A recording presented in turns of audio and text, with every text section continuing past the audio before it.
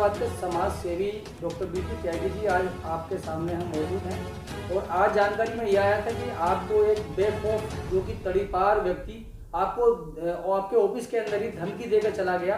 आपने उसमें क्या कार्रवाई आगे निर्णय लिया है और क्या आपने अभी तक उसमें आगे कार्रवाई करने का आश्वासन आपके शासन आपको मिला है? वो देखिए 20 तारीख की बात है, 20 जून की।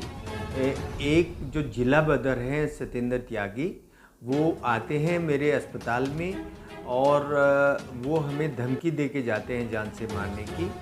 ये इसकी फुटेज और शिकायत मैंने जो माननीय डीसीपी एडिशनल सीपी हैं दिनेश पी, उनको भेजी। उन्होंने उसको भेजने के बाद इमीडिएट एक्शन लिया और उन्होंने जो एसीपी कविनगर है उनको वो सूचना भेजी कि इमीडिएटली इस पर कार्रवाई की जाए। लेकिन उन्होंने जो यहाँ की चौकी है आरडीसी की, हमसे 100 कदम दूर है, ज़्यादा दूर नहीं है, वहाँ जो इंस्पेक्टर हैं उनका नाम है यतेंद्र यादव, उनको वो जांच सौंपी कि इमीडिएटली इस पर आप एक्शन लें। वो मेरे पास आए, उन्होंने एक वीडियो बनाया, वीडियो में उनको हमने सारी जानकारी दी और रिटर्न में हमने लिखा कि एक जिला बदर हमारे यहाँ आया था। रिटर्न में कंप्लेंट जो दी गई उस पर उन्होंने जो एक डेढ़ महीना उन्होंने इसकी इन्वेस्टिगेशन में लगा दिया और वो बीच बीच में आता रहा, उनको हम सूचित करते रहे। वो जब यहाँ शहर में आया उसको हमने सूचित किया कि वो यहाँ घूम रहा है, जबकि उसको शहर में 6 महीने तक एंट्री नहीं करनी चाहिए। उसके बावजूद भी उसने वो जिला बदर का शब्द हमारी शिकायत से हटा दिया और जो उन्होंने एफआईआर लगाई है वो ये लगाई है कि कोई सत्येंद्र त्यागी जी का और डॉक्टर बीपी त्यागी का कोई लेन देन का मसला है, जो कि एक सिविल केस बनता है और सिविल केस में हम पुलिस कार्रवाई नहीं कर सकते, उसके लिए उनको माननीय कोर्ट की शरण लेनी होगी। तो मैं ये पूछना चाहता हूँ यतेंद्र यादव से कि जब एक सीनियर सिटीजन और एक सीनियर डॉक्टर आपको लिख रहा है जिला बदर आया था और एडिशनल सीपी को उसकी फुटेज भेज रहा है, तो क्या वो जो नाम हटाया गया है जिला बदर जो लिखा हुआ था उसके पीछे कोई ऐसा तो नहीं है कि कोई लेन देन का वो है आपके साथ उसका, कि आपको कुछ उसने बेनिफिट दिया हो और आपने उसको जिला बदर की बात हटा दी हो, या कोई ऐसा कोई मसला है कि आप उसको पहले से जानते हो? जिला बदर क्यों हटाया गया, ये जानकारी मैं उनसे लेना चाह रहा हूँ। या तो वो हमें आके मेरी ऑफिस में इस बात को बताएं, अदरवाइज हमने ये जो शिकायत है ये पीएम पोर्टल पे डाली है और पीएम ऑफिस में पीएमओ में खुद मैं ये शिकायत हैंड ओवर करके आया हूँ। तो वहाँ से भी अगर कुछ मदद नहीं मिलती है तो फिर जो हमारा समाज है और जो मेरे साथ जितने भी लोग हैं वो इसके लिए आंदोलन करेंगे और आंदोलन का जिम्मेवार सिर्फ एंड सिर्फ यतेंद्र यादव होंगे।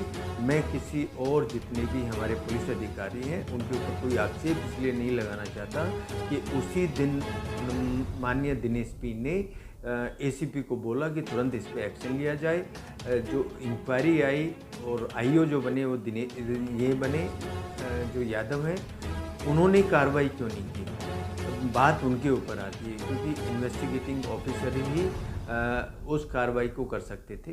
तो उनसे ये चीज़ पूछी जाए, जो उनके सीनियर अधिकारी हैं वो पूछें कि आपने जिला बदर पे एक्शन क्यों नहीं लिया। तो सर जिला बदर व्यक्ति आपको अगर बेखौफ धमकी देता है, इसमें आप कंप्लेंट देते हैं पुलिस प्रशासन को और वहाँ से कोई आश्वासन वगैरह आपको मिल जाता है अभी और आगे कार्रवाई नहीं हो पाती, क्या इसमें कुछ षड्यंत्र रचा जा रहा है? क्या जो जिला बदर व्यक्ति आके धमकी देता है, आपको लगता है कि वो षड्यंत्र रचा जा रहा है आपके पीछे? नहीं, देखिए लेन देन का मसला मुझे लगता है कि हो सकता है कि जो यतेंद्र हैं आईओ हो, उनको कुछ सत्येंद्र ने या तो ज़मीन देने की बात की हो या कोई लेन देन की बात की हो, क्योंकि ऐसा करता है, वो हमेशा ऐसा करता है। तो कुछ ऐसा कोई उसने बात की हो, ये मैं आक्षेप नहीं लगा रहा हूँ, ये मैं लगा रहा हूँ कि अगर जिला बदर शब्द हटाया गया है उसके पीछे कोई ना कोई तो कारण है। या तो जो यतेंद्र यादव हैं वो मेरी मदद नहीं करना चाह रहे थे, या सत्येंद्र ने उनको कोई लालच दिया। प्रशासन की तरफ से भी अभी तक आपको कुछ सुरक्षा व्यवस्था का इंतजाम किया गया है या नहीं किया गया है।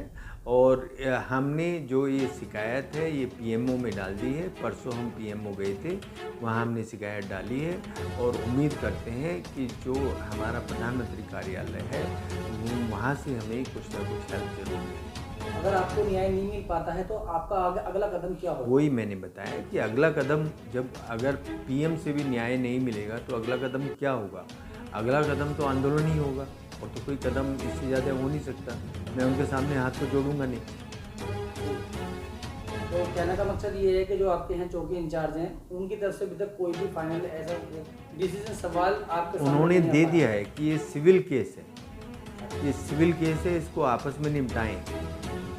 जबकि एक जिला बदर का शहर में आना और इस तरह से किसी को धमकी देना, सीनियर सिटीजन को, सीनियर डॉक्टर को, ये सिविल केस नहीं है, ये क्रिमिनल केस है। तो एक क्रिमिनल केस को सिविल केस बना दिया गया, वो कोई लालच उनका रहा हो।